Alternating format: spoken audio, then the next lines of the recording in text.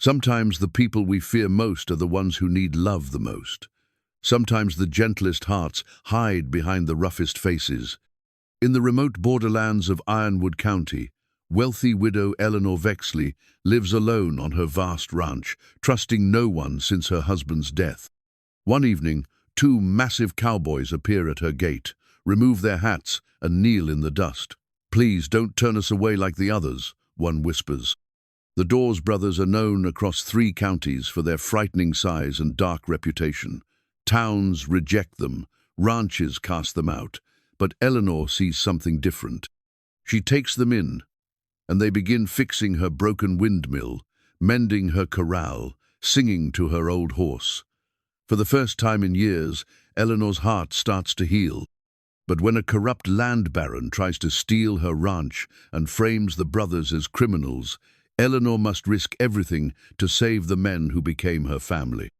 What happens when the gentlest souls come wrapped in the most feared forms? Before we jump back in, tell us where you're tuning in from.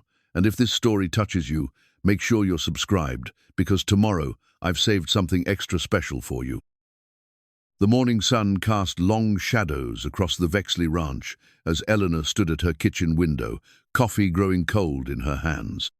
The wedding ring on her finger caught the light 3 years since Thomas had passed, yet she still couldn't bring herself to remove it. The gold band had become a shield, a barrier between her and a world that had proven itself untrustworthy. Her reflection stared back from the glass, showing a woman of 52 who had aged considerably in recent years. Once, her auburn hair had caught the light like copper pennies. Now silver threads wove through it, and lines etched themselves around her green eyes, lines born not of laughter, but of grief and betrayal. The ranch house stretched around her, 12 rooms that once echoed with conversation and warmth.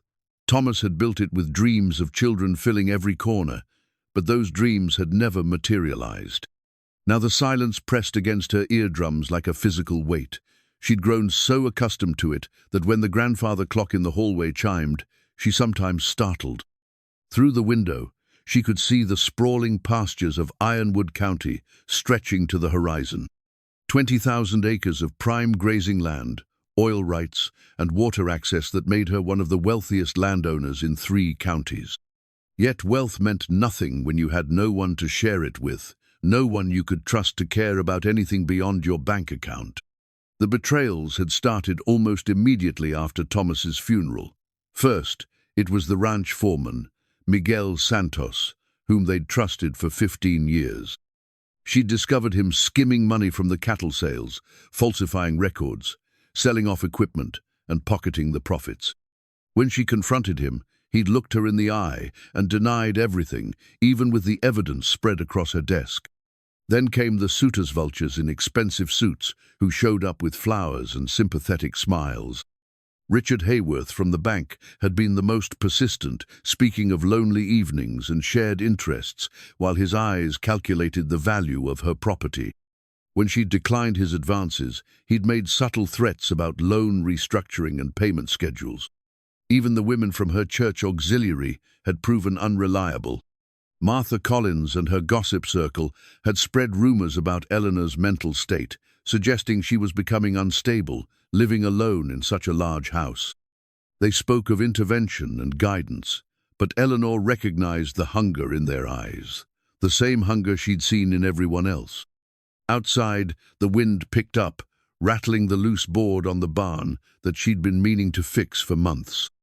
The windmill in the south pasture hadn't turned in over a year, its broken blades hanging useless against the sky.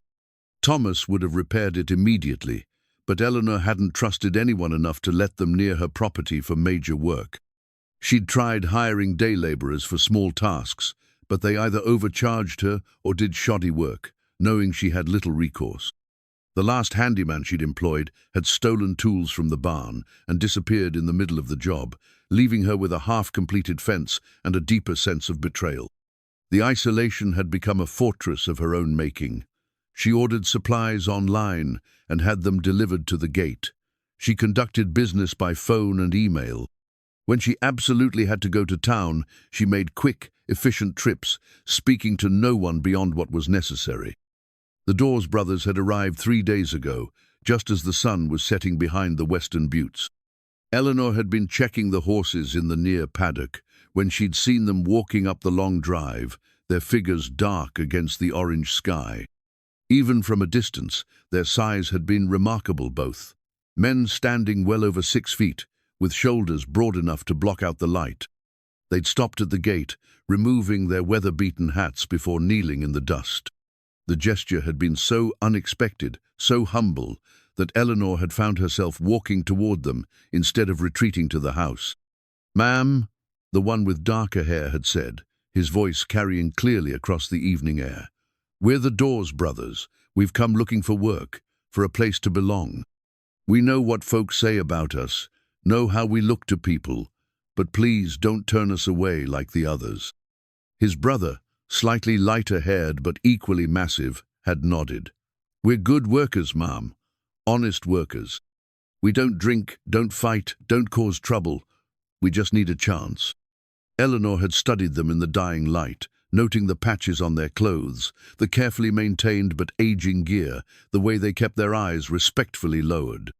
Everything about them should have frightened her, their size, their obvious strength, the rumors that had reached even her isolated ranch about the Dawes brothers and their violent reputation. Instead, something in their humility had touched a part of her heart she'd thought was permanently closed. "What kind of work?" she'd asked, surprising herself. "Ranch work, ma'am. We've handled cattle, horses, repairs, maintenance. Whatever needs doing." The darker-haired one had replied. "We're Harlan and Huck Dawes. I'm Harlan." "We heard tell you might give a man a fair chance," Huck had added softly. "Heard you judge by actions, not by gossip." Eleanor had hesitated, every instinct screaming warnings about strange men and isolated ranches. But something in their manner, in the way they waited patiently for her decision, without pressure or manipulation, had decided her. "There's a bunkhouse behind the main barn," she'd said finally. "You can stay there tonight. We'll talk terms in the morning." The relief that had crossed their faces had been genuine. She was certain of that. They'd gathered their few possessions and headed toward the bunkhouse without another word, not presuming on her hospitality or pushing for more than she'd offered. Now, 3 days later, Eleanor found herself watching them from her kitchen window as they worked in the pre-dawn darkness. They'd been up before sunrise each morning, moving quietly around the property, never approaching the main house uninvited, always maintaining a respectful distance. Yesterday, she'd discovered they'd repaired the loose barn board without being asked. The day before, they'd cleared brush from around the water tanks and oiled the squeaky hinges on the paddock gates. Small things, but done with care and attention to detail. Harlan, she'd learned, was the slightly older twin by 20 minutes. He moved with deliberate precision, thinking before he acted, speaking in measured tones when he spoke at all. Huck was quicker to smile, more likely to hum while he worked, though both men seemed comfortable with silence. They ate simple meals, beans, bread, whatever provisions they'd brought with them, and never asked for more. When Eleanor had left a pot of stew by the bunkhouse door yesterday evening, she'd found the empty pot this morning, cleaned and returned to her back steps with a note written in careful script. "Much obliged, ma'am, H.H." From the second-floor bedroom window, she could see them now, working near the broken windmill. Harlan was examining the damaged blades, while Huck gathered tools from their truck. Even at this distance, their movements showed competence and familiarity with ranch equipment. Eleanor's fingers tightened around her coffee cup. The smart thing would be to send them away before she became too comfortable with their presence. Everyone who'd gotten close to her since Thomas's death had wanted something: money, land, advantage. Why should these men be different? But as she watched Huck carefully lay out tools in organized rows while Harlan sketched something in a small notebook, she felt a flicker of something she'd almost forgotten: hope. Not romantic hope, nothing like that, but the hope that perhaps not everyone in the world was motivated by greed and self-interest.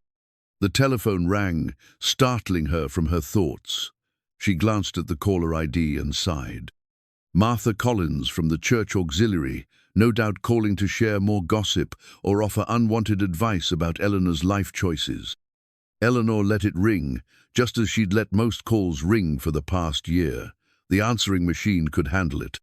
She had more important things to consider, like whether two mysterious brothers might actually be the answer to prayers she'd been afraid to voice, or if they were simply another test of her judgment in a world that had already proven her wrong too many times.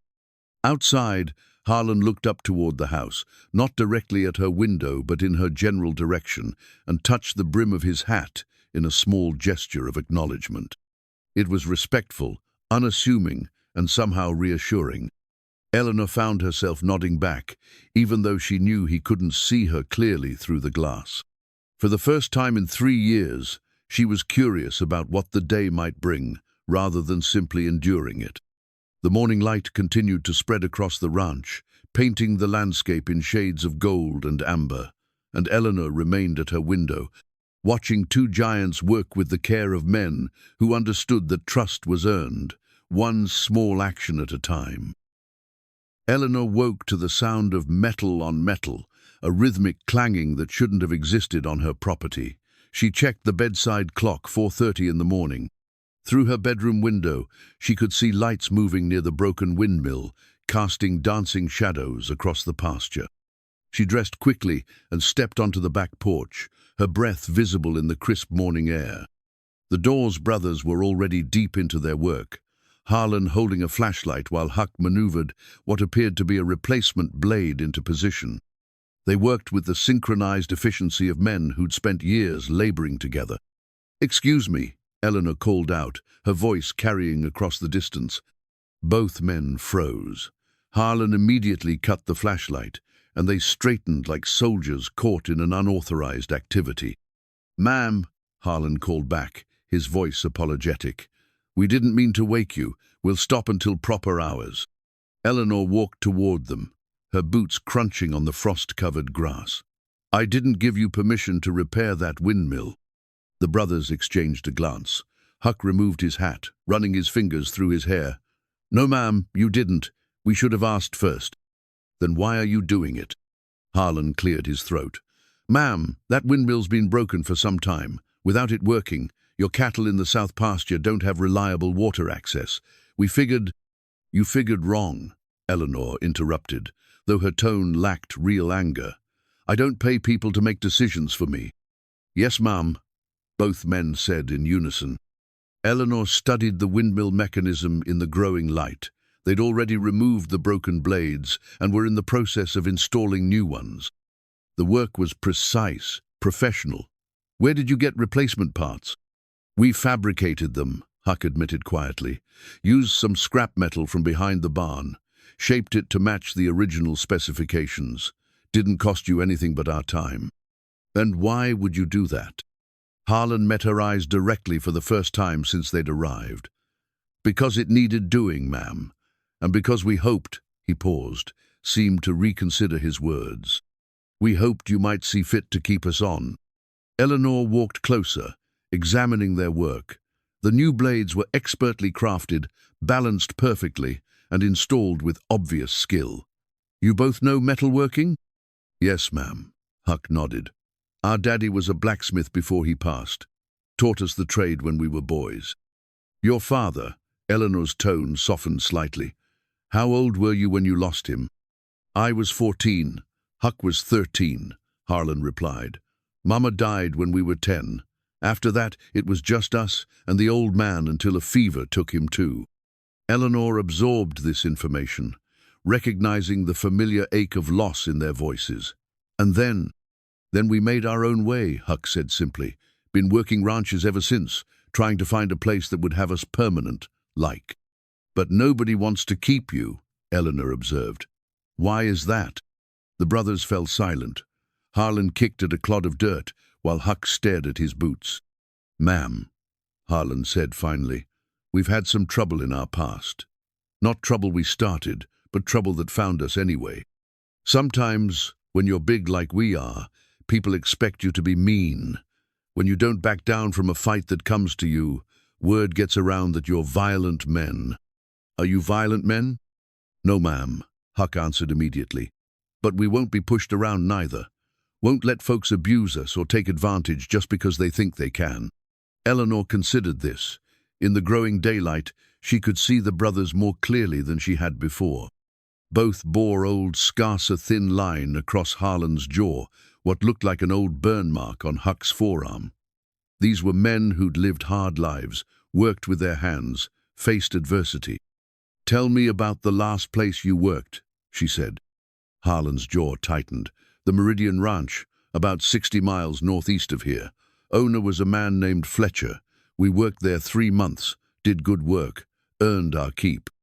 "What happened?" "Fletcher's son took a disliking to us," Huck continued. "Young man named Dale, maybe 25, used to drinking and causing trouble. He started picking fights with the other hands, pushing them around, making their lives miserable. And one day he cornered Maria Santoche, was the cook's daughter, maybe 16 years old, behind the mess hall." Harlan's voice grew tight with controlled anger. "When we came around the corner and saw what he was trying to do to that girl, well, we stopped him," Huck finished simply. Eleanor felt a chill that had nothing to do with the morning air. "How?" "Harlan pulled him off her, told him to leave the girl alone. Dale came at him swinging, so Harlan had to defend himself. Fight was over, quick. Dale ended up with a bloody nose and some bruised pride. Fletcher fired you for protecting his cook's daughter. Fletcher said we attacked his son unprovoked." Harlan replied bitterly. "Said we were dangerous, couldn't be trusted around decent folks. Word spread from there. Been hard to find work ever since." Eleanor studied their faces, looking for deception, for the telltale signs she'd learned to recognize in those who'd betrayed her trust. She saw only honest regret and a weary acceptance of injustice. "The girl?" she asked quietly. "Was she all right?" "Yes, ma'am," Huck nodded. "We made sure of that first. Maria was shaken up but unhurt. Her mama thanked us when we were packing to leave." Eleanor walked to the windmill and ran her hand along one of the new blades. The metalwork was flawless, the installation professional. These men had skills, experience, and apparently a moral compass that pointed toward protecting the innocent. "How many places have turned you away since then?" 7 ranches, Harlan admitted. "Most won't even let us speak our piece. They hear our names, see our size, and that's the end of it." "But you heard I might be different." "Yes, ma'am. Fellow in town mentioned you'd had your own troubles with folks, that you might understand what it's like to be judged unfairly." Eleanor almost smiled at that. "What fellow?" "Old-timer named Pete Cassidy. We met him at the diner in Millbrook. He said you were a fair woman who'd been dealt a rough hand." Eleanor knew he'd been friends with Thomas, one of the few people who'd offered genuine condolences without any ulterior motives. If Pete had spoken well of them, that carried weight. "This windmill," she said, gesturing to their work. "How long will it take you to finish?" "Another hour, maybe 2, Harlan replied. "We'll have it pumping water by noon if you want us to complete it." Eleanor made her decision. "Finish it, then come to the house for breakfast. We need to discuss terms." The relief that crossed their faces was immediate and genuine. "Yes, ma'am," they said together. As Eleanor walked back toward the house, she heard the work resume behind hearth, careful clanging of metal, the low murmur of voices coordinating their efforts. For the first time since Thomas's death, she felt a stirring of something that might have been trust. But trust, she reminded herself, would have to be earned one windmill blade at a time. By 7 o'clock, the windmill was turning steadily in the morning breeze, its blades catching the light as it pumped fresh water into the cattle tanks. Eleanor watched from her kitchen window as the brothers cleaned their tools and secured their equipment, working with the methodical care of men who valued their possessions because they owned so little. When they knocked on her back door an hour later, hats in hand and faces freshly washed, Eleanor was ready for them. She'd spent the morning thinking about second chances, about the difference between justified caution and paralyzing fear. It was time to find out which kind of woman she really was. Eleanor opened the back door to find both brothers standing on her porch, their massive frames somehow managing to look humble despite their intimidating size. They'd clearly made an effort. Their faces were clean-shaven, their hair combed back, and their clothes, while worn, were neat and pressed. "Come in," she said, stepping aside. They entered her kitchen carefully, as if afraid their size might break something. Harlan's eyes took in the spacious room with its modern appliances and granite countertops, while Huck's attention fixed on the family photographs that lined the windowsill. "Sit," Eleanor gestured to the kitchen table, a solid oak piece that Thomas had built in their early years together. The brothers sat across from each other, their knees barely fitting under the table. Eleanor poured coffee into 3 mugs and set out a plate of bacon, eggs, and biscuits she'd prepared while they finished the windmill. "Thank you, ma'am," Harlan said softly. "This is more kindness than we've seen in a long while." Eleanor studied them as they ate.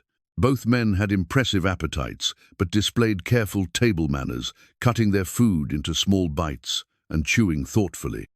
They waited for her to begin eating before taking their first bites, and Huck quietly thanked her when she refilled his coffee cup. "Tell me about your experience with livestock," Eleanor said, settling into her own chair.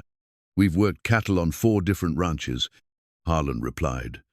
"Branding, birthing, moving herds, treating injuries and sickness. Huck has a particular way with horses. They seem to calm down around him. Animals sense things people miss," Huck added quietly. "They know when someone means them harm or when someone wants to help." Eleanor nodded, filing that observation away. "What about maintenance work?" "Between us, we can handle most anything," Harlan said. "Plumbing, electrical work, carpentry, metalworking like you saw this morning. Our daddy believed in learning useful skills." "He sounds like a wise man." "He was." Huck's voice carried a note of old grief. "Used to say that honest work was the only real wealth a man could count on." Eleanor rose and walked to the kitchen drawer where she kept her business papers. She pulled out a ledger and returned to the table. "I'll be direct with you both. I need help with this ranch, but I've been burned by people I trusted. I'm willing to give you a trial periodone month, room and board plus $40 a day each. If things work out, we can discuss permanent arrangements." The brothers exchanged a glance. "Ma'am," Harlan said carefully, "that's more than generous, but we don't want to take advantage." "You're not taking advantage," Eleanor interrupted. "That's fair wages for fair work.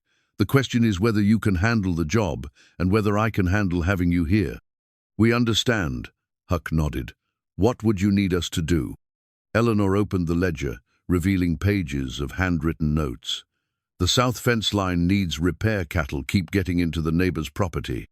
The hay barn roof has loose shingles that need replacing before the next storm. The water system in the north pasture isn't functioning properly. And there are probably a dozen other things I haven't gotten to because I couldn't find reliable help." "We can handle all of that," Harlan assured her. "There's one more thing," Eleanor said, her tone growing serious. "I live alone here, and people talk. Having 2 men staying on the property will cause gossip. Some of it will be ugly. Can you handle that?" "Yes, ma'am," both brothers replied. "And I need to know, are there any legal troubles following you? Any warrants, debts, angry former employers who might show up here?" Harlan shook his head.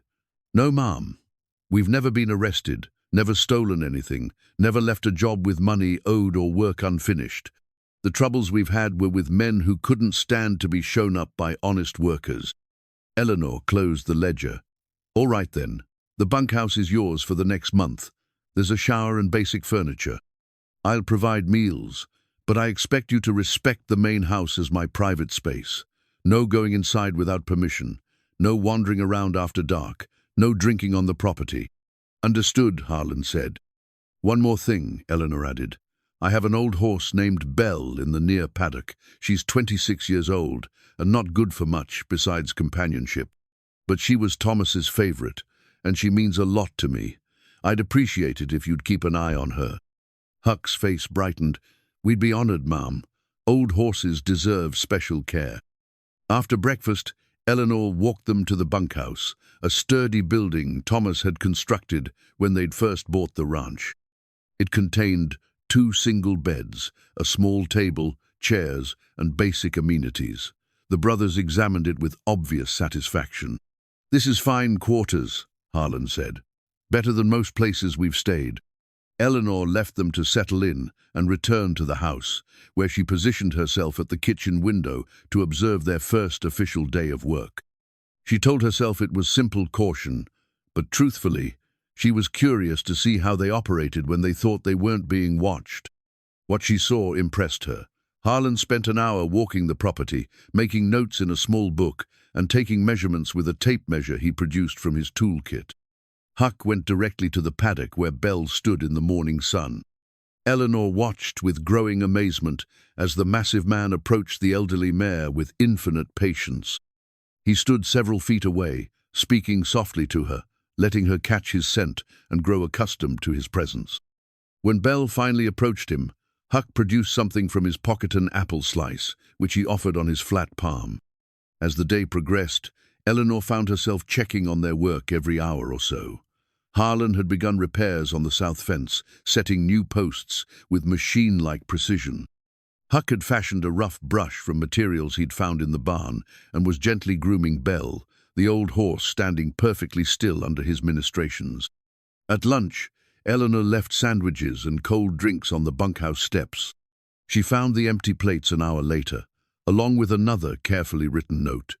"Much obliged for the fine meal. The fence work is going well. H.H." By evening, they'd repaired nearly a quarter-mile of fence line and had begun work on the hay barn roof. Eleanor watched from her porch as they secured their tools and checked on the animals one final time before heading to the bunkhouse. As darkness fell, she saw a warm light appear in their window and heard the faint sound of conversation, though she couldn't make out the words. It was a peaceful sound, the kind of companionable murmur she hadn't heard on her property in years. That night, Eleanor lay in bed listening to the familiar sounds of her ranch wind, through the trees, cattle moving in the pastures, the steady creaking of the now functional windmill. But there were new sounds too, the satisfied snorts of a well-groomed horse, the solid security of properly repaired fencing, the quiet confidence that came from knowing capable hands were caring for what mattered to her. For the first time in 3 years, Eleanor fell asleep without checking the locks on her doors twice or listening for strange noises that might signal danger. The Dawes brothers had been on her property for exactly 1 week, and already the place felt more like a home than a fortress. She woke the next morning to the sight of Huck in the paddock, carefully examining Belle's hooves while the old mare stood patiently. In his massive hands, he held what appeared to be a handmade brush, carved from a piece of wood and fitted with soft bristles. Eleanor smiled as she realized that sometime during the night, while she slept peacefully for the first time in years, one of her new hands had spent his evening crafting a gift for an old horse who'd needed a gentle touch. Perhaps, she thought as she started the coffee, some risks were worth taking after all. 2 weeks into their arrangement, Eleanor found herself looking forward to the evening conversations that had begun quite by accident. It started when she'd stepped onto the back porch to check the weather and heard Huck humming a melody she recognized, one of Thomas's favorite songs. "I know that tune," she'd called across the yard, surprising herself with the impulse to engage. Both brothers had looked up from where they sat on the bunkhouse steps, apparently enjoying the sunset after their day's work. "Yes, ma'am," Huck had replied. "Our mama used to sing it when we were boys. Beautiful Dreamer, I think it was called." "My husband loved that song," Eleanor had found herself saying. "He used to whistle it while he worked." That simple exchange had led to longer conversations over the following evenings. Eleanor discovered that both men possessed quiet intelligence and thoughtful perspectives shaped by years of hard living. Harlan had a particular interest in the history of the land, asking informed questions about the ranch's origins and the patterns of settlement in Ironwood County. Huck shared observations about the animals and weather that demonstrated years of careful attention to natural rhythms. Tonight, Eleanor had taken the unusual step of bringing 3 glasses of iced tea to the bunkhouse steps, settling herself on an old wooden crate that served as a makeshift chair. "Tell me about your childhood," she said, addressing both brothers. "Before you lost your parents." Harlan and Huck exchanged the kind of look that passed between twins, a wordless communication built over a lifetime of shared experiences. We grew up outside of Amarillo, Harlan began. Daddy had a small smithy, did horseshoeing and repair work for the local ranches. Mama took in sewing and kept a garden that fed half the neighborhood. Sounds like good people, Eleanor observed. The best, Huck agreed. Never saw them turn away anyone who needed help, even when we barely had enough for ourselves. Mama used to say that kindness was the only thing that multiplied when you gave it away. Eleanor felt a familiar tightness in her chest at the mention of parental wisdom. You said she died when you were 10. Fever took her. Harlan's voice grew quiet. Same kind that got our daddy 4 years later. We tried to keep the smithy going, but we were too young, didn't have the connections or the credit to maintain the business. So you became drifters. We became workers, Huck corrected gently. Always figured if we worked hard enough, learned enough skills, we'd eventually find a place that would have us permanent, like. Eleanor sipped her tea, thinking about permanence and the various ways people search for home. What about family? Extended relatives? Daddy's brother lived up in Colorado, but he had his own troubles, Harlan replied. Mama's people were back in Arkansas, but they'd made it clear they didn't approve of her marrying a tradesman. We were on our own. The conversation was interrupted by Belle's gentle whinnying from the paddock. Huck immediately stood, his attention focused on the old mare. Something's not right with her, he said, already moving toward the fence. Eleanor followed, her heart rate increasing. Belle had been Thomas's horse for 15 years, a constant companion who'd somehow managed to survive him by 3 years through sheer stubbornness and Eleanor's devoted care. In the paddock, Belle stood with her head lowered, favoring her left front hoof. Huck approached her slowly, speaking in soothing tones as he gently lifted the affected leg. Stone bruise, looks like, he diagnosed after a careful examination. She must have stepped wrong on that rocky patch near the water tank. Nothing serious, but she'll need to stay off it for a few days. Can you help her? Eleanor asked, hearing the worry in her own voice. Yes, ma'am. Need to soak that hoof in warm water with some Epsom salts, then wrap it to keep it clean. She'll be fine in a week or so. Eleanor watched as Huck worked with infinite patience, preparing the soaking solution and coaxing Belle to stand in the shallow pan he'd improvised from materials in the barn. The old horse trusted him completely, standing calmly while he tended to her injury. You really do have a way with animals, Eleanor observed. They don't lie, Huck replied simply. Don't pretend to be something they're not. You always know where you stand with an animal. Eleanor understood the implication. After 38 years of life, she too had learned to trust animal instincts over human promises. As Huck finished wrapping Belle's hoof, Eleanor found herself studying his face in the fading light. The man was perhaps 30 years old, with weathered features that spoke of outdoor work and honest labor. His hands, massive and scarred from years of physical work, moved with surprising gentleness as he secured the bandage. How did you learn animal care? She asked. Trial and error, mostly, Huck admitted. Plus, whatever the old-timers were willing to teach us when we were coming up. There was this fellow named Jake Morrison at a ranch outside of Lubbock. Must have been 70 years old, worked with horses his whole life. He taught me that patience was worth more than all the fancy equipment in the world. Sound advice. Yes, ma'am. Jake used to say that animals could sense fear, anger, and dishonesty from a mile away. Said if you wanted to work with livestock, you had to learn to be calm inside yourself first. Eleanor absorbed this wisdom, thinking about her own struggles with trust and emotional regulation over the past 3 years. And were you calm inside yourself? Huck considered the question seriously. Not at first. Harlan and I, we carried a lot of anger for a long time.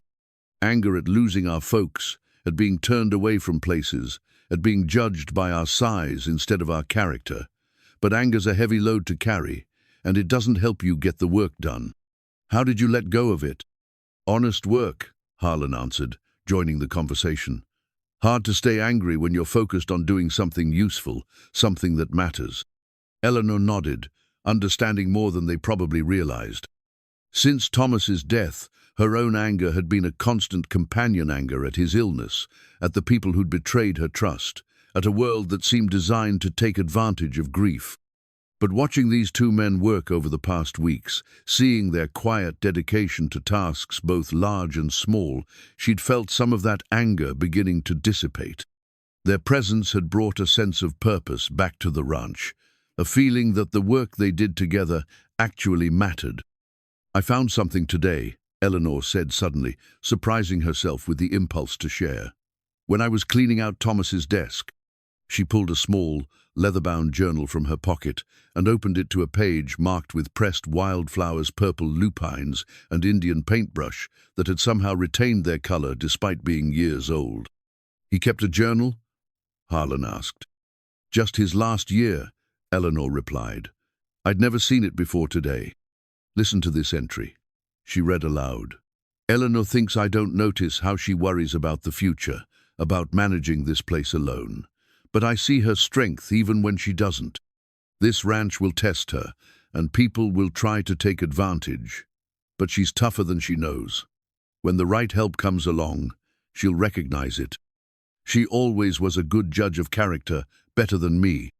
Eleanor closed the journal, her eyes bright with unshed tears.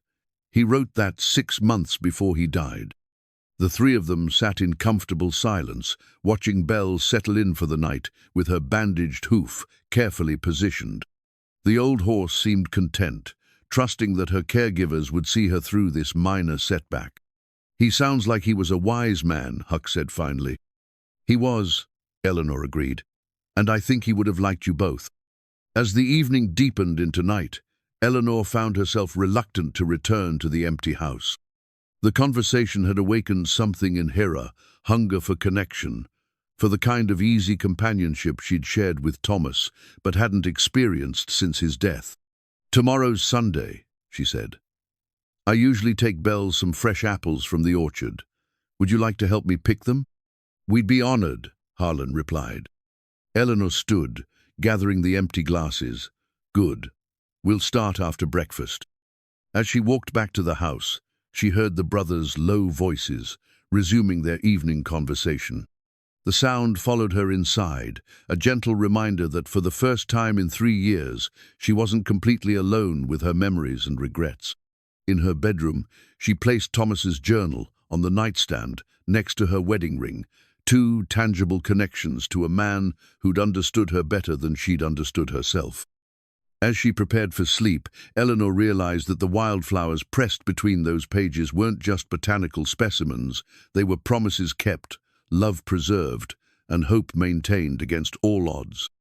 Just like the fragile trust beginning to bloom between herself and 2 gentle giants who'd arrived at her gate, asking not to be turned away like all the others. The Sunday apple picking had become a weekly tradition, but this particular evening held something special. As the 3 of them sat on the front porch watching the sunset paint the sky in shades of amber and rose, Harlan pulled a battered harmonica from his shirt pocket. "Mind if I play a little?" he asked, his voice unusually hesitant.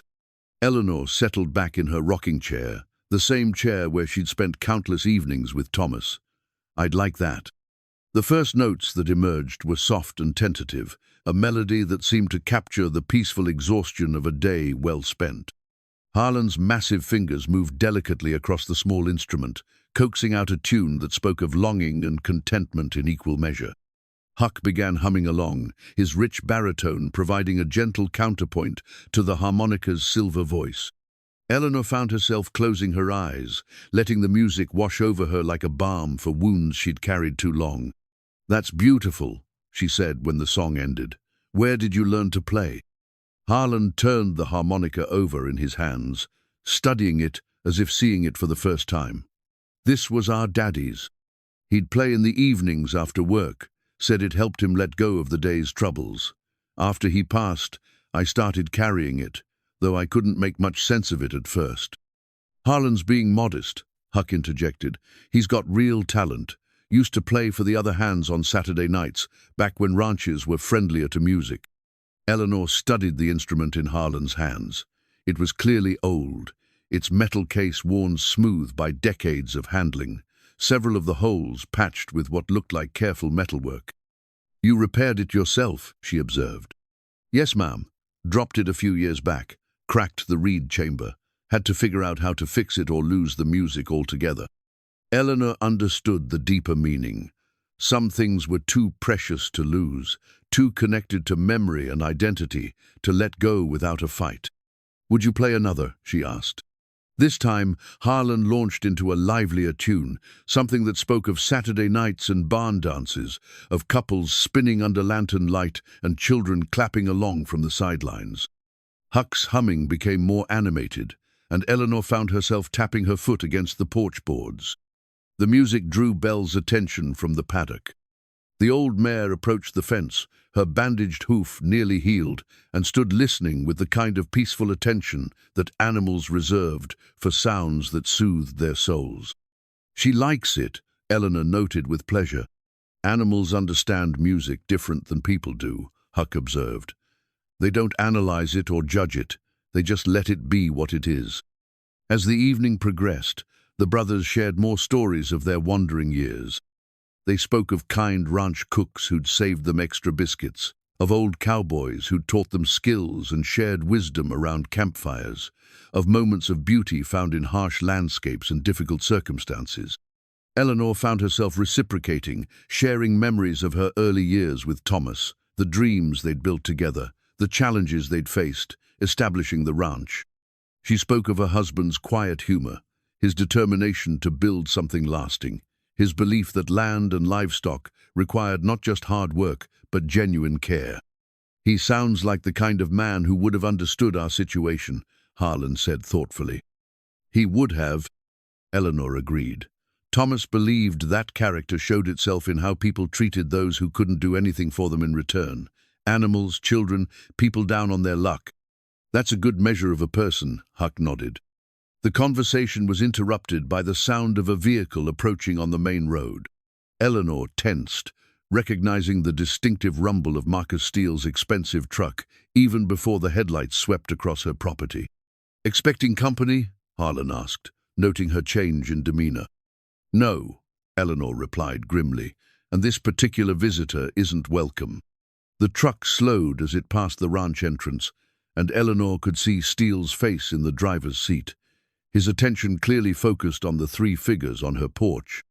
He didn't stop, but his surveillance was deliberate and unsettling. "Who was that?" Huck asked, as the truck disappeared around the bend. Eleanor sighed, feeling the peaceful mood of the evening dissipate like smoke. "Marcus Steele. He owns the largest ranch in the county and thinks he should own mine too. Has he made offers?" Harlan's voice carried a note of concern. "Several. None of them fair, all of them accompanied by veiled threats about what might happen to a woman living alone on such a large property." The brothers exchanged a meaningful look. "What kind of threats?" Huck asked quietly. Eleanor hesitated, then decided they deserved to know what they might be getting involved in. "Steele has suggested that accidents happen on remote ranches, that livestock can be poisoned or property damaged, that insurance companies might find reasons to cancel policies. Nothing direct enough to prove, but clear enough to understand." "And the local law?" "Sheriff Brennan is Steele's poker buddy and golf partner," Eleanor replied bitterly. "He's made it clear that he considers Steele's concerns about my safety to be legitimate civic interests." Harlan carefully tucked his harmonica back into his shirt pocket, the gesture somehow ominous despite its simplicity. "Ma'am, has Steele ever approached you directly, visited the property?" "Twice, once right after Thomas's funeral, offering to help me through my difficult time. The second time about 6 months ago, when his offer became more insistent." "What did you tell him?"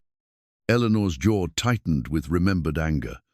"I told him that this ranch would never be for sale, that I'd burn it to the ground before I'd let him have it. Thomas built this place with his own hands, and I won't dishonor his memory by selling to a man who thinks money and intimidation can buy anything he wants." "Good for you," Huck said firmly. "Some things aren't for sale at any price." "But now he's seen you both here," Eleanor continued, her worry evident. "That might complicate things. Steele doesn't like variables he can't control. Harlan stood, his full height emphasizing the physical presence he and his brother represented. "Ma'am, we're not afraid of Marcus Steele or anyone like him. We've dealt with bullies before." "That's exactly what I'm worried about," Eleanor replied. "Steele has money, influence, and connections. If there's trouble, you'll be the ones who pay for it." "Then we'll make sure there isn't trouble," Huck said simply. "But we won't be run off by intimidation either." Eleanor looked at both men, seeing the quiet determination in their faces. These weren't reckless young men looking for a fight. They were mature adults who'd learned to recognize danger and respond appropriately. But they were also men who wouldn't back down from protecting what they'd come to value. "I appreciate your loyalty," she said carefully, "but I need you to promise me something. If Steele or his people cause problems, don't handle it alone. Come to me first. We're stronger working together than we are acting independently." "Agreed," both brothers said simultaneously. As they prepared to end the evening, Eleanor found herself looking out across the ranch with new eyes. What had once felt like an overwhelming burden now seemed like something worth protecting, worth fighting for. The presence of the Dawes brothers had reminded her that the land held more than just financial value. It represented home, legacy, and the kind of life that mattered. "There's something else you should know," she said, making a decision that surprised her with its clarity. "About Thomas and why this place means so much to me." Both men settled back into their chairs, recognizing the gravity in her tone. "Thomas wasn't born to ranching," Eleanor began. "He was a schoolteacher when I met him, worked in a little one-room schoolhouse about 20 miles from here. But he had dreams of building something with his hands, something that would last beyond his lifetime." She gestured toward the pastures, where cattle moved like dark shadows in the gathering dusk. "We bought this land with every penny we had and most of what we could borrow. Thomas worked the school during the day and built fences at night. I took in laundry and sewing to help make the payments." "Sounds like it was hard going," Harlan observed. "The hardest," Eleanor agreed. "There were years when we lived on beans and cornbread, when we had to choose between buying feed for the animals or medicine for ourselves. But Thomas never complained, never suggested we give up and go back to easier lives." She paused, her fingers unconsciously turning the wedding ring she still wore. "He used to say that the land would teach us what we needed to know if we listened carefully enough. That every season would make us stronger, every challenge would make us wiser." "And did it?" Huck asked gently. Eleanor smiled, an expression that held both sadness and pride. "It did. By the time Thomas got sick, we'd built something real here. Not just a successful ranch, but a way of life that honored the work and respected the land." The sound of Harlan's harmonica returned, softer now, playing a melody that seemed to capture the bittersweet nature of love and loss. Eleanor closed her eyes and let the music carry her back to evenings when she and Thomas had sat on this same porch, planning improvements and sharing dreams. "That's why Steele can't have it," she said finally. "Not because I'm stubborn or sentimental, but because some things are sacred. This ranch represents everything Thomas believed, in honest work, patient building, caring for what's been entrusted to you." "We understand," Harlan said simply, "and we'll help you protect it." As the brothers headed back to the bunkhouse, Eleanor remained on the porch, listening to the familiar night sounds of her property. But tonight, those sounds included new elements: the quiet conversation of two men who'd found a place worth staying, the contented snuffling of a well-cared-for horse, the sense of security that came from knowing she wasn't facing her challenges alone. For the first time since Thomas's death, Eleanor fell asleep without worrying about what tomorrow might bring. The music of Harlan's harmonica seemed to linger in the air, a promise that some melodies, like some bonds, grew stronger with time and repetition. 3 days after Steele's surveillance drive-by, Eleanor discovered a manila envelope tucked under the windshield wiper of her truck. Inside were photocopied documents that made her blood run: cold: land surveys, mineral rights assessments, and property tax records dating back to the original purchase of her ranch. Someone had been researching her property extensively, and the level of detail suggested access to official records that should have required proper authorization. Eleanor studied the papers in her kitchen, her coffee growing cold as she tried to understand the implications of what she was seeing. The documents revealed information she'd never seen before: geological surveys, indicating potential oil deposits on her land, water rights assessments that valued her property far above current market rates, and something called eminent domain feasibility studies that made her stomach turn.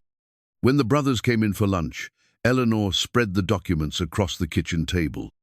"These were on my truck this morning," she said without preamble. Harlan and Huck studied the papers, their faces growing increasingly grim as they absorbed the contents. "This is professional work," Harlan observed. "Someone with serious resources compiled this information." "The question is why they wanted you to see it," Huck added. "Could be intimidation, could be preparation for something bigger." Eleanor pointed to a document near the bottom of the stack. "Look at this one." It was a legal brief outlining procedures for condemning private property for public interest development. The language was dense and technical, but the implication was clear under certain circumstances. The county could force the sale of private land for projects deemed beneficial to the community. "Public interest," Eleanor read aloud. "What kind of public interest requires a cattle ranch?" Harlan studied the geological survey more carefully. "Oil," he said grimly. "These mineral rights assessments show potential petroleum deposits throughout your property. If Steele can convince the county commissioners that energy development serves the public interest, he can force me to sell," Eleanor finished, her voice tight with anger. "Not necessarily," Huck said thoughtfully. "Eminent domain cases have to meet strict legal standards. Steele would need to prove actual public benefit, not just personal profit." Eleanor looked at him with surprise. "You know about eminent domain law?" Huck's face reddened slightly. "We've had some experience with land disputes over the years. Picked up legal knowledge out of necessity." "What kind of experience?" The brothers exchanged their usual wordless communication before Harlan responded. "Few years back, we worked for an elderly widow named Grace Patterson up in Oklahoma. Railroad company wanted her land for a new freight line, tried to use eminent domain to force her out for a fraction of what the property was worth. What happened? We helped her fight it," Huck said simply. "Did research, found inconsistencies in the railroad's environmental impact statements, connected her with a lawyer who specialized in property rights cases. And she kept her land," Harlan replied. "Railroad had to reroute around her property and pay fair compensation for the easement rights they actually needed." Eleanor studied both men with new respect. "You never mentioned you had legal experience." "Didn't seem relevant until now," Huck said. "But if Steele's planning what these documents suggest, you're going to need more than good intentions to fight him." That afternoon, Eleanor drove to the county courthouse to research public records while the brothers continued their work on the ranch. What she discovered there confirmed her worst fears and revealed the scope of Steele's influence. Over the past 6 months, Steele had been systematically acquiring mineral rights and water access throughout Ironwood County. Properties adjacent to Eleanor's ranch had been purchased or placed under option agreements.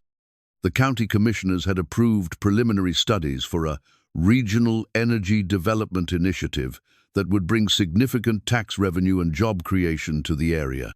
Eleanor's ranch sat at the center of it all, the keystone property that would make or break Steele's grand plan. She also discovered that Sheriff Brennan's brother-in-law worked as a land acquisition specialist for Steele's company, and that 2 of the 3 county commissioners had received substantial campaign contributions from Steele-related businesses. When she returned home, Eleanor found the brothers in deep conversation near the equipment barn. They looked up as she approached, their expressions serious. "How bad is it?" Harlan asked. Eleanor related her courthouse discoveries, watching their faces grow increasingly grave as she outlined the extent of Steele's preparations. "So he's been planning this for months," Huck observed. "That means we're not dealing with an impulsive land grab. This is a coordinated strategy. The question is what he plans to do next," Eleanor said. These documents were meant to send a message, but what kind of message? Their answer came the following morning, when Eleanor discovered that someone had cut her phone lines during the night. The clean, precise cuts suggested professional work, and the timing seemed too coincidental to be random vandalism. "Testing your isolation," Harlan said grimly as he examined the severed cables. "Seeing how you respond to being cut off from outside communication. Or preparing for something that requires you to be unable to call for help," Huck added. Eleanor felt a chill that had nothing to do with the morning air. "We need to be prepared for escalation." That evening, as they sat on the porch discussing security measures and contingency plans, Eleanor made a decision that would have seemed impossible just a month earlier. "I want you both to move into the main house," she said suddenly. The brothers looked surprised. "Mom, that's not necessary," Harlan began. "Yes, it is," Eleanor interrupted. "If Steele is planning something, I don't want you isolated in the bunkhouse where you can't hear what's happening at the main house. And I don't want to be alone if someone decides to pay me a visit." "Are you sure about this?" Huck asked carefully. "People will talk." Eleanor almost laughed at the concern. "Huck, people are already talking. They've been talking since the day you arrived. At this point, I'm more worried about staying alive than I am about protecting my reputation." "All right," Harlan agreed. "We'll move our things tonight." As they prepared for what felt like a siege, Eleanor realized that the forged land documents had accomplished something Steele probably hadn't intended. Instead of intimidating her into submission, they'd crystallized her resolve and unified her small household into a fighting unit. Whatever came next, she wouldn't face it alone. For the first time in 3 years, Eleanor Vexley had allies to men who understood that some battles were worth fighting regardless of the odds. The documents lay spread across her kitchen table like a declaration of war, but Eleanor no longer felt the paralyzing fear that had dominated her life since Thomas's death. She felt something else entirely, the cold, determined anger of a woman who'd found something worth defending and people worth fighting alongside. Steele had made a critical error in judgment. He'd assumed that showing her the scope of his plan would break her spirit. Instead, he'd given her the information she needed to mount an effective defense. The battle for the Vexley ranch was about to begin in earnest, and Eleanor intended to win.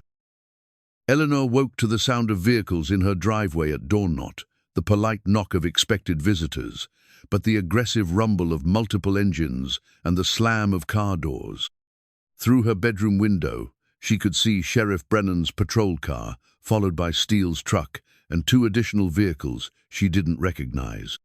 She dressed quickly and hurried downstairs, where she found the brothers already awake and alert. They'd moved into the guest rooms as planned, and their presence in the main house had apparently not gone unnoticed. "Eleanor Vexley," Sheriff Brennan called from the front porch, his voice carrying the artificial authority of a man uncomfortable with his mission. "We need to speak with you about some serious allegations." Eleanor opened the front door but remained on the threshold, Harlan and Huck flanking her like bodyguards. "What allegations, Sheriff?" Brennan consulted a small notebook, avoiding eye contact. "We've received reports of suspicious activity on your property. Specifically, that you're harboring dangerous individuals with criminal backgrounds." "That's ridiculous," Eleanor replied. "What specific crimes are you suggesting?" Marcus Steele stepped forward, his expensive boots clicking on the wooden porch. "Mrs. Vexley, I think we need to be direct here.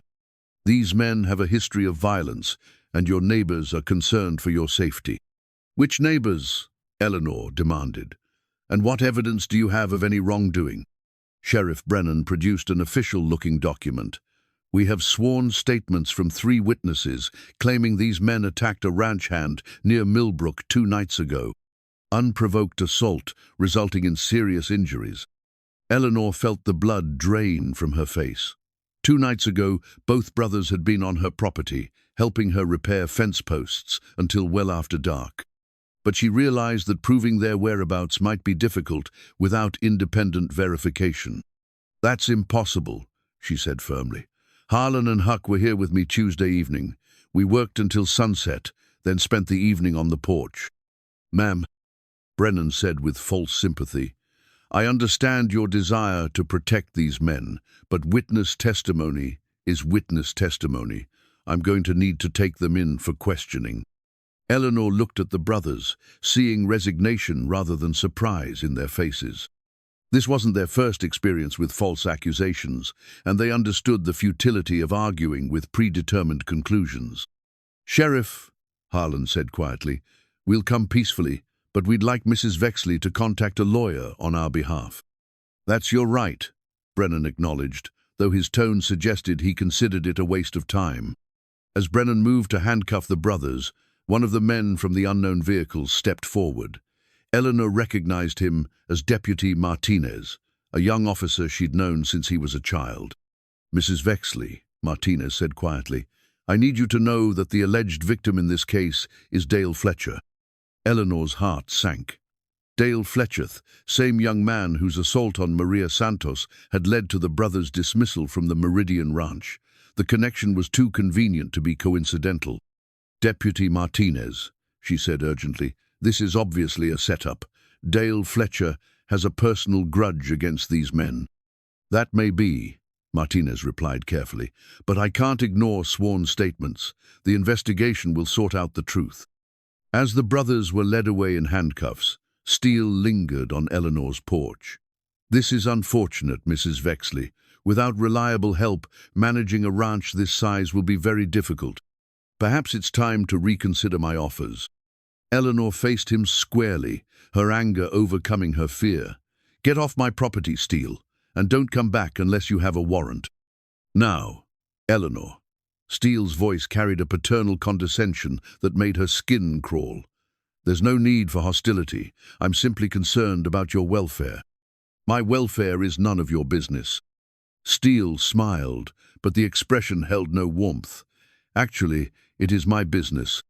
As a concerned citizen and county taxpayer, I have an interest in preventing situations that might require expensive emergency services. Isolated women, dangerous men, potential for violence, these things cost the community money." Eleanor understood the threat implicit in his words. "Are you saying you'll manufacture emergencies if I don't sell?" "I'm saying that emergencies have a way of finding people who make poor choices about their associations." After Steele left, Eleanor sat alone in her kitchen, surrounded by the silence that had once again invaded her home. The coffee she'd made for 3 people sat cooling on the counter, a painful reminder of how quickly her newfound security had been stripped away. She called the one lawyer she knew personally, Robert Chen, who'd handled Thomas's estate planning. His secretary informed her that Mr. Chen was in court, but would return her call as soon as possible. While waiting, Eleanor drove to Millbrook to investigate the alleged assault. What she discovered there made her situation even more dire. According to the bartender at Murphy's Saloon, Dale Fletcher had indeed been injured Tuesday night, but not by the Dawes brothers. Fletcher had started a fight with 2 local ranch hands, been thoroughly beaten, and spent several hours in the emergency room with a broken nose and multiple contusions. "Funny thing, though," the bartender told Eleanor confidentially, "Dale was bragging earlier in the evening about coming into some easy money, said he was going to teach some people a lesson and get paid for it." Eleanor felt sick as the full scope of the conspiracy became clear. Steele had paid Fletcher to file false charges, providing him with a cover story for injuries he'd sustained in an unrelated fight. When she returned home, Robert Chen's call was waiting on her answering machine. His message was brief and devastating. "Eleanor, I've reviewed the charges against your employees. The evidence appears substantial, and given their history of workplace violence, bail is unlikely to be granted. I'll do what I can, but you should prepare for them to remain in custody for several weeks, possibly months, pending trial." Eleanor stood in her empty kitchen, facing the reality of her situation. The brothers were gone, possibly for months. She was alone again, exactly as Steele had planned. The ranch work would suffer, her isolation would increase, and the pressure to sell would become overwhelming. But as she absorbed this devastating turn of events, Eleanor made a decision that surprised her with its clarity. Instead of despair, She felt a cold, calculating anger. Steele had made a critical error. He'd shown her the extent of his corruption and the methods he was willing to use. If he wanted to play dirty, she would learn to play dirty too. Eleanor walked to Thomas's desk and pulled out the legal documents Steele had left for her to find. She studied them with new eyes, looking not for intimidation, but for information. Every document revealed connections, timelines, and vulnerabilities in Steele's carefully constructed plan. She also retrieved Thomas's old address book and began making phone calls to the State Attorney General's office, to investigative journalists at regional newspapers, to property rights advocacy groups, and to anyone else who might have an interest in exposing corruption in county government. By evening, Eleanor had assembled the beginnings of a counterattack. She couldn't free the brothers immediately, but she could ensure that their imprisonment would cost Steele more than he'd anticipated. As she prepared for what would likely be a sleepless night, Eleanor caught sight of her reflection in the kitchen window. The woman staring back at her was different from the grief-stricken widow who'd been hiding in this house just 2 months earlier. This woman looked like someone who intended to fight and win. The badge that Sheriff Brennan wore so proudly represented authority that could be corrupted, justice that could be bought, and power that could be abused. But Eleanor had learned something important from her time with the Dawes brothers. Sometimes the strongest people were the ones who looked most vulnerable, and sometimes the greatest victories came from the most unexpected sources. Steele thought he'd eliminated her allies and left her defenseless. Instead, he'd given her something she'd lost years ago, a reason to fight that was bigger than her own fear and grief. The real battle was just beginning. Eleanor spent the next week transforming herself from an isolated widow into a woman on a mission. Her first stop was the state capitol, where she met with Assistant Attorney General Patricia Walsh, a sharp-eyed woman in her 40s who specialized in municipal corruption cases. "What you're describing sounds like textbook abuse of power," Walsh said as she reviewed Eleanor's carefully organized documentation. "But building a case requires more than suspicious coincidences. We need evidence of direct coordination between Steele and local officials." Eleanor spread out the forged land documents, the timeline of Steele's property acquisitions, and the financial records she'd obtained through public information requests. What about this pattern of campaign contributions coinciding with favorable zoning decisions? Walsh studied the papers with growing interest. "This is helpful, but still circumstantial. What we really need is someone willing to testify about direct corruption bribes, threats, explicit quid pro quo arrangements. What about the false charges against my employees? If we can prove they're false, that would be significant. Do you have evidence placing them elsewhere during the alleged assault?" Eleanor's heart sank. "Only my testimony, and I'm not exactly a disinterested party." "Work on that," Walsh advised. "Meanwhile, I'll open a preliminary investigation based on what you've provided. But Mrs. Vexley, you need to understand this process takes time, and powerful people have ways of fighting back." Eleanor's next stop was the offices of the Ironwood County Tribune, where she met with investigative reporter Jake Morisonko, incidentally the son of the old horseman who taught Huck about animal care. "I remember hearing about your husband," Morrison said, as Eleanor outlined her situation. "He had a good reputation around here, and these Dawes brothers, me father, spoke highly of them when they worked at the Morrison place years ago. Your father knew them. Said they were the most natural horsemen he'd ever seen, and he'd worked with horses for 60 years. Also said they were gentle souls who'd been dealt a rough hand." Eleanor felt a surge of hope. "Would your father be willing to testify to their character?" Morrison's face fell. "Dad passed last winter, I'm afraid, but I'd be very interested in investigating the circumstances of their arrest. False charges against working men is exactly the kind of story that needs telling." Eleanor provided Morrison with copies of her research, including the suspicious timing of events and the convenient appearance of Dale Fletcher as the alleged victim. "Give me a week," Morrison said. "I'll dig into this and see what connections I can uncover. In the meantime, be careful. If Steele is as ruthless as you suggest, exposing him could make you a target." Eleanor's final stop was the county jail, where she hoped to visit the brothers and update them on her progress. What she discovered there chilled her to the bone. "I'm sorry, ma'am," the desk sergeant informed her, "but those prisoners have been transferred." "Transferred where?" "State facility up in Millbrook. Something about overcrowding and security concerns." Eleanor knew this was another lie. The county jail was nearly empty, and the brothers had been model prisoners who posed no security risk. Someone wanted them moved farther from potential supporters and legal assistance. At the Millbrook facility, Eleanor encountered even more obstacles. Visiting hours were severely restricted. Legal consultations required advanced scheduling, and the brothers were being held in administrative segregation for their own protection. When she finally gained access to them 3 days later, Eleanor was shocked by their appearance.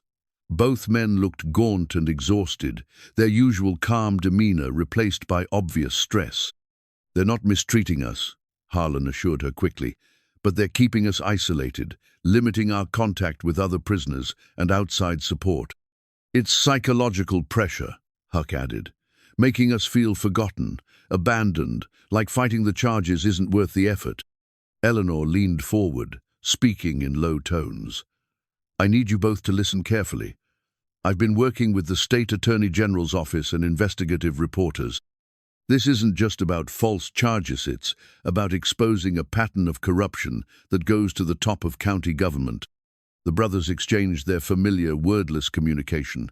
"Ma'am," Harlan said carefully, "that sounds dangerous for you." "Everything's dangerous now," Eleanor replied. "But I've learned something important. Sometimes the most dangerous thing is doing nothing." She updated them on her research, Walsh's investigation, and Morrison's planned exposé.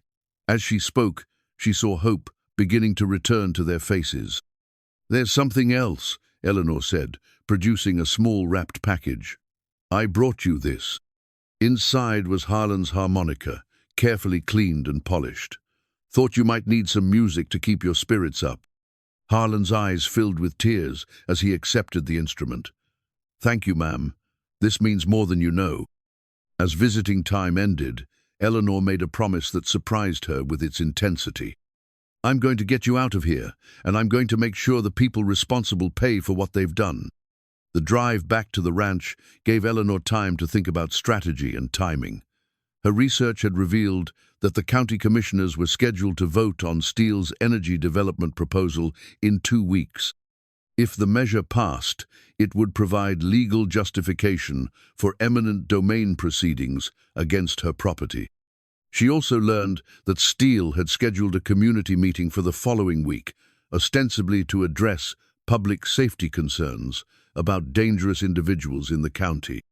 Eleanor realized this was designed to build public support for the brothers' continued imprisonment and create pressure for her to sell.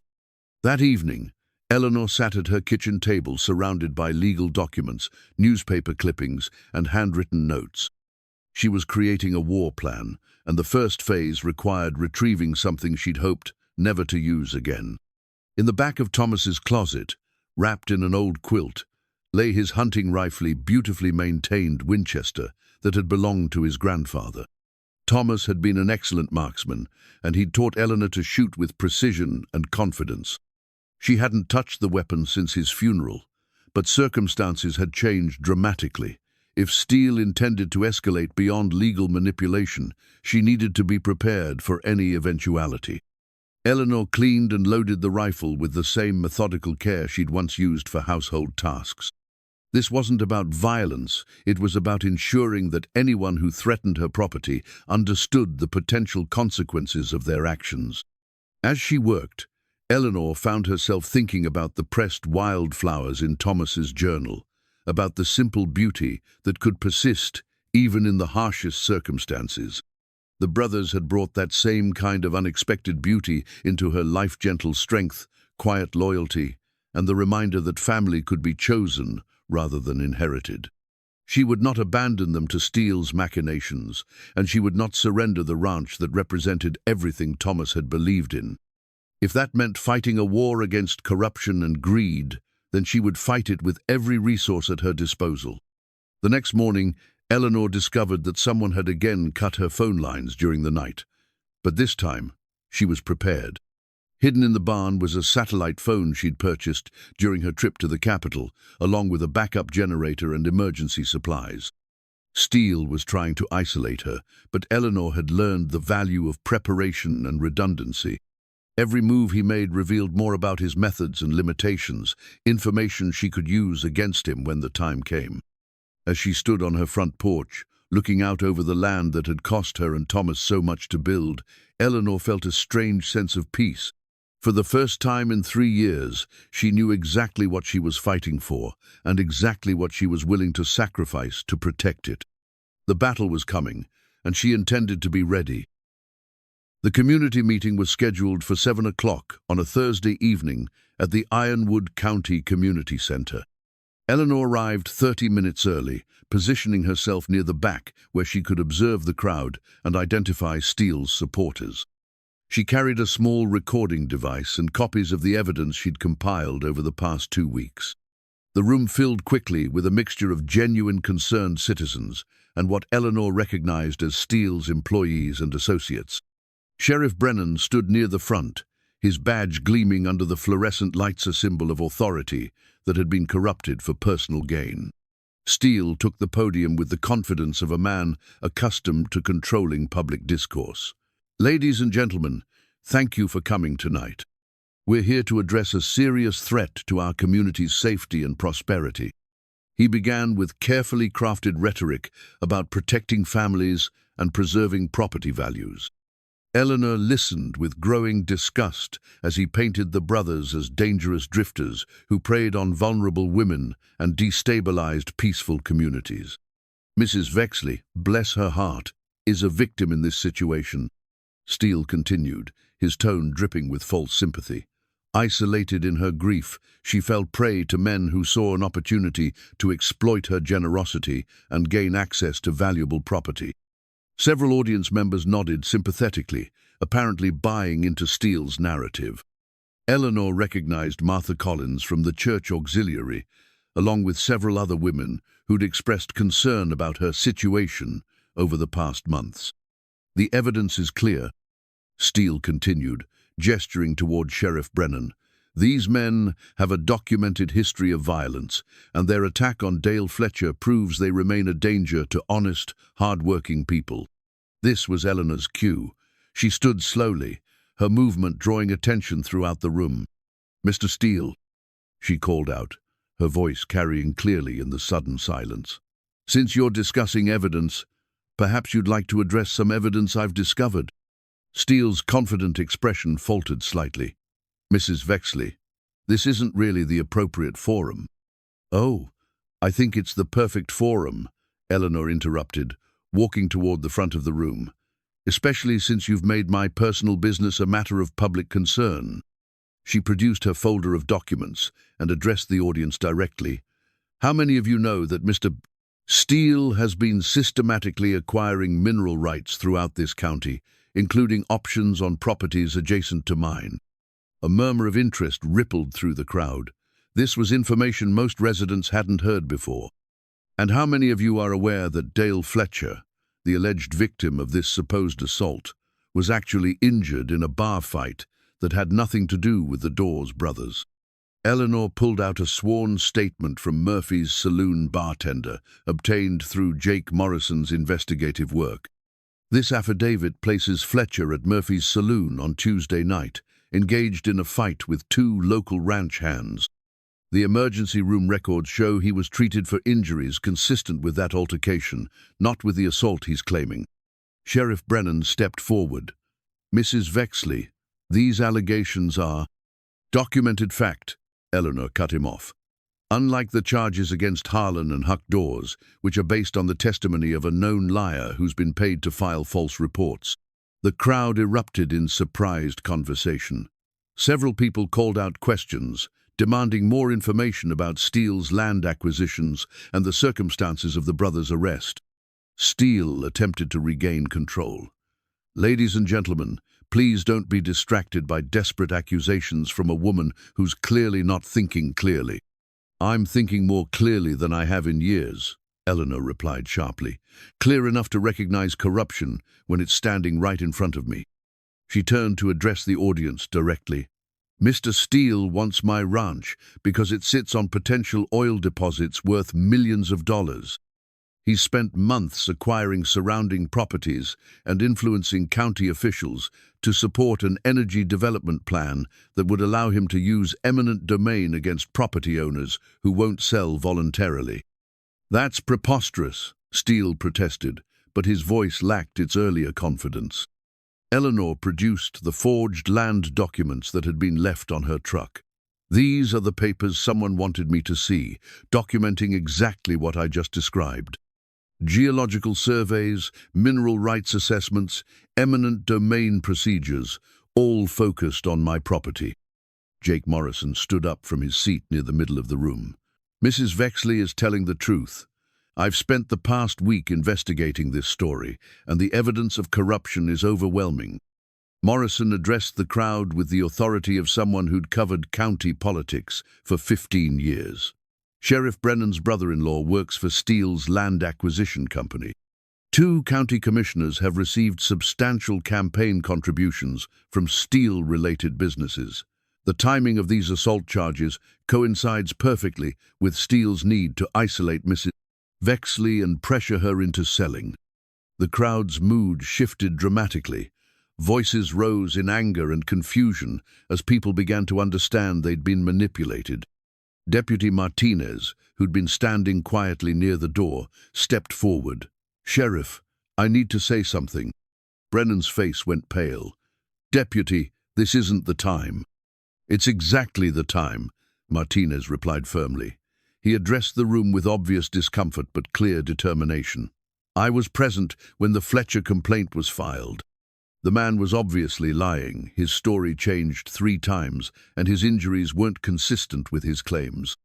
I tried to bring this to the sheriff's attention, but I was told to keep my concerns to myself."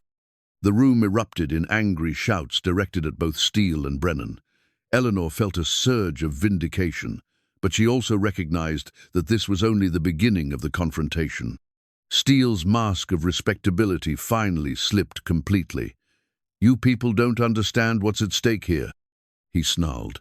"This county needs development, needs tax revenue, needs progress. One stubborn woman can't be allowed to stand in the way of economic advancement." "And what about justice?" called out an elderly rancher. Eleanor recognized as Pete Cassidy, the man who'd originally recommended the brothers to her. "What about the rule of law?" "The law serves the people," Steele replied coldly, "and sometimes individual interests have to give way to community needs." Eleanor stepped closer to the podium, her voice carrying the full weight of her anger and determination. "The only community need I see here is the need to remove corrupt officials who abuse their power for personal gain." As the meeting dissolved into chaos, with citizens demanding answers and officials scrambling for cover, Eleanor realized that the public confrontation was only the first phase of what would be a much larger battle. But she'd accomplished something important. She'd shattered Steele's carefully constructed narrative and exposed his methods to public scrutiny. The brothers were still in jail, but now the entire community knew they were there under false pretenses. The real fight was just beginning, but Eleanor was no longer fighting it alone. The breakthrough came from an unexpected source, Maria Santos, the young woman the brothers had protected at the Meridian Ranch. Jake Morrison had tracked her down as part of his investigation, and her testimony provided the missing piece of Eleanor's case. "They saved me," Maria told the packed courtroom during the emergency hearing that Attorney General Walsh had forced on the county court system. "Dale Fletcher was trying to force himself on me, and the Dawes brothers stopped him. They were gentle, respectful. They made sure I was safe before they dealt with him." Eleanor sat in the gallery, watching as Maria's quiet dignity demolished the prosecution's case. The young woman had driven 3 hours to testify, despite obvious fear of retribution. "And after the incident?" Robert Chen asked. Eleanor had been surprised when her estate lawyer had volunteered to represent the brothers, but his prosecution of the case had been methodical and devastating. "Mr. Fletcher threatened me," Maria continued. Said if I ever told anyone what really happened, he'd make sure my family lost their jobs and our housing at the ranch. But when I heard these good men were in jail for helping me, I couldn't stay silent anymore. The brothers' work journal proved to be the final nail in the prosecution's coffin. Huck had maintained detailed daily records of their activities, including precise times, locations, and tasks completed. The entries for the night of the alleged assault showed them working with Eleanor until after 9 o'clock, making the claimed timeline physically impossible. Your Honor, Chen addressed Judge Patricia Hawkins, a stern woman known for her intolerance of prosecutorial misconduct. This case represents a clear abuse of the justice system. These men have been imprisoned for 3 weeks based on testimony that contradicts physical evidence, witness statements, and documented alibis. Assistant District Attorney Kevin Walshnow, relation to the Attorney General, made a half-hearted attempt to salvage the prosecution's case. But his arguments crumbled under the weight of evidence. Judge Hawkins rendered her decision with barely contained anger. The charges against Harlan and Huck Dawes are dismissed with prejudice. Furthermore, I'm ordering an immediate investigation into the circumstances that led to these false charges being filed and pursued. Eleanor felt tears streaming down her face as the brothers were released from custody. When they reached her in the courthouse hallway, Harlan pulled his harmonica from his pocket. Somehow they'd been allowed to keep it during their imprisonment. Never sounded sweeter, he said with a smile that held 3 weeks' worth of relief. The vindication continued over the following days as Jake Morrison's investigation exploded into a county-wide scandal. His newspaper articles detailed the extensive corruption network that Steele had built, including documented bribes, fraudulent land deals, and abuse of eminent domain procedures. The State Attorney General's office announced criminal charges against Sheriff Brennan for conspiracy and abuse of office. 2 county commissioners resigned rather than face investigation. Dale Fletcher was arrested for filing false police reports and perjury. But the most satisfying moment came when Eleanor discovered that Steele's own greed had become his downfall. In his haste to acquire mineral rights, he'd signed several contracts with forged signatures and fraudulent property descriptions. When these were exposed during the investigation, his business partners withdrew their support and his financial empire began to collapse. Sometimes, Deputy Martinez told Eleanor as he delivered the news of Steele's arrest, the best way to catch a corrupt man is to give him enough rope to hang himself. Martinez had been promoted to interim sheriff following Brennan's arrest, and his first official act was to formally apologize to the Dawes brothers for their wrongful imprisonment. 3 months later, Eleanor stood on her front porch watching Harlan and Huck work with a crew of volunteers to repair the community center that had hosted Steele's disastrous meeting. The building had suffered damage during a storm, and the brothers had organized a county-wide effort to restore it. The sight filled Eleanor with profound satisfaction. These men, who'd been painted as dangerous outsiders, had become integral members of the community. Harlan's musical skills had led to his recruitment for the church choir, while Huck's way with animals had made him the unofficial veterinary assistant for 3 counties. Robert Chen approached across the yard, carrying a folder of legal documents. "The last of Steele's appeals have been denied," he reported. "His conviction is final, and all his fraudulent contracts have been voided." Eleanor nodded, feeling the deep satisfaction of justice served. "And his property holdings?" "Being sold to pay restitution to his victims. The proceeds will fund a new county oversight commission to prevent this kind of corruption in the future." That evening, as had become their custom, Eleanor and the brothers sat on the front porch, sharing the peaceful conclusion of another day's honest work. Harlan played gentle melodies on his harmonica, while Huck hummed along, and Eleanor found herself thinking about the unexpected paths that had led them all to this moment. "You know," she said, as the last notes of Beautiful Dreamer faded into the evening air, "Thomas would have loved this music." "Think he would have approved of us staying?" Huck asked with characteristic directness. Eleanor smiled, fingering the wedding ring she still wore but no longer as a barrier against the world. I think he would have been proud of the family we've built together." The word family settled over them like a blessing, encompassing not just blood relations, but bonds forged through trust, loyalty, and shared struggles. Eleanor had learned that the strongest families weren't always born. Sometimes they were chosen, one act of faith at a time. As darkness fell over the Ironwood County ranch that had once been Eleanor's fortress of isolation, three people who'd found each other against all odds prepared for sleep with the satisfaction of battles won and justice served. The broken windmill turned steadily in the evening breeze, its repaired blades catching the last light as they pumped fresh water for cattle that grazed in secure pastures, tended by hands that understood the true value of honest work and loyal friendship.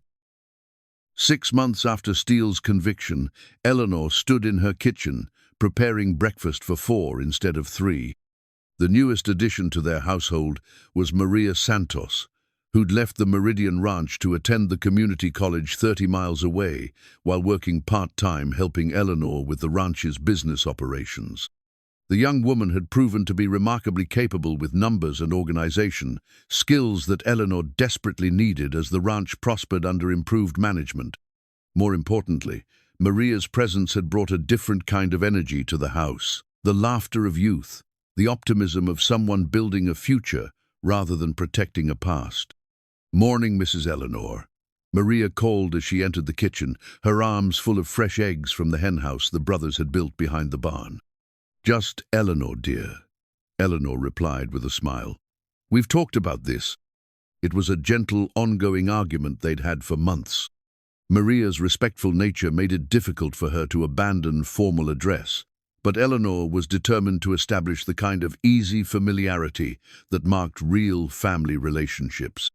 Through the window, she could see Harlan and Huck working with a new piece of equipment, a well-drilling rig that would allow them to provide water access for several neighboring ranches. What had started as employment had evolved into a small business, with the brothers using skills learned during their wandering years to serve the community that had finally accepted them. The transformation extended beyond their own property. In the wake of Steele's downfall, Ironwood County had experienced something of a renaissance. New businesses had opened, honest officials had been elected, and a spirit of cooperation had replaced the fear and suspicion that Steele had cultivated. Eleanor's phone rang the landline that had been properly repaired and upgraded with better security features. The caller ID showed Jake Morrison's name. "Eleanor, I wanted you to hear this first," Morrison said without preamble. "The State Attorney General's office just announced that the corruption investigation has been expanded to 3 adjacent counties. Turns out Steele's network was even bigger than we thought." Eleanor felt a familiar surge of satisfaction. Justice had a way of expanding when honest people refused to be intimidated. "Any word on restitution for his victims?" she asked. "The state's recovery fund should provide compensation for most of the financial losses, and there's talk of establishing a rural property rights legal clinic to help prevent this kind of situation in the future." After ending the call, Eleanor walked to Thomas's old desk and opened the drawer where she kept his journal. The pressed wildflowers were still there, but they'd been joined by new momentous thank you card from Maria's family, a photo of the brothers receiving recognition from the county commissioners for their community service, and a letter from the State Attorney General commending Eleanor's courage in exposing corruption. But the most treasured addition was a new photograph that occupied the place of honor where her wedding picture had once stood. It showed Eleanor, the brothers, and Maria standing together on the front porch, their faces reflecting the contentment that came from shared purpose and mutual respect. Eleanor had kept her wedding ring, but she no longer wore it as a shield against the world. Instead, it had become a connection to happy memories and a reminder that love could take many forms: romantic love, familial love, and the chosen love of people who decided to build something meaningful together. That afternoon, Eleanor drove to the county courthouse for the final hearing in the Steele case. As she walked up the steps where she'd once felt so alone and overwhelmed, she was joined by dozens of community members who'd become invested in seeing justice served. Inside the courtroom, Judge Hawkins delivered Steele's final sentence: 10 years in state prison, with requirements for full restitution to his victims. As the gavel fell, Eleanor felt a chapter of her life closing and a new one beginning. But the day's most meaningful moment came that evening, when the brothers presented Eleanor with an unexpected gift. Working together in secret for weeks, they'd crafted a new sign for the ranch entrancia, beautiful piece of metalwork that read, "Vexley Ranch, home of the Ironwood County Dawes family." "We hope you don't mind the addition," Harlan said with uncharacteristic nervousness. "But this place has become home to all of us, and we wanted that to be official." Eleanor studied the sign through tears of joy, understanding that it represented far more than simple identification. It was a declaration of belonging, a statement that family could be created through choice and commitment rather than just blood and law. "I can't think of anything that would make me happier," she replied, her voice thick with emotion. As they installed the sign together, Eleanor thought about the journey that had brought them to this moment. 3 years ago, she'd been a frightened widow, isolated by grief and betrayal, convinced that trust was a luxury she couldn't afford. Now she stood surrounded by people who'd proven that trust, carefully given and faithfully maintained, could create bonds stronger than those forged by birth or legal contract. The Dawes brothers had arrived at her gate, asking not to be turned away like all the others, and in accepting them, Eleanor had discovered that the greatest risk wasn't opening, her heart was keeping it closed. Belle whinnied from the paddock, her voice carrying the contentment of an old horse who'd lived to see her family expanded and secured. The windmill turned steadily in the evening breeze, its repaired blades testament to the power of skilled hands guided by caring hearts. And somewhere in the distance, Harlan's harmonica began playing "Beautiful Dreamer," the melody floating across pastures where cattle grazed in security, tended by people who understood that the most valuable things in life couldn't be bought, stolen, or forced. They could only be given freely and received with gratitude. Eleanor Vexley had learned that sometimes the gentlest souls came wrapped in the most unexpected packages, and that the strongest love began, not with passion, but with mercy. As darkness settled over the ranch that had become home to 4 people who'd found each other against all odds, she knew that Thomas would have been proud of the family they'd built together, not through blood or marriage, but through the simple decision to treat each other with kindness, respect, and unwavering loyalty. The broken things had been repaired, the lost things had been found, and the frightened woman who'd once hidden behind locked doors had become the matriarch of a family that proved love multiplied when it was given away freely. In the end, that was the only legacy that truly mattered, not land or money or social standing, but the knowledge that they'd chosen to be better together than any of them could have been alone. And as the stars appeared over Ironwood County, 4 people who'd risked everything on the possibility of trust settled into sleep with the deep satisfaction of promises kept and faith rewarded. The ranch would endure, the family would prosper, and somewhere in the night, the gentle music of belonging would continue to play, a lullaby for souls who'd finally found their way home.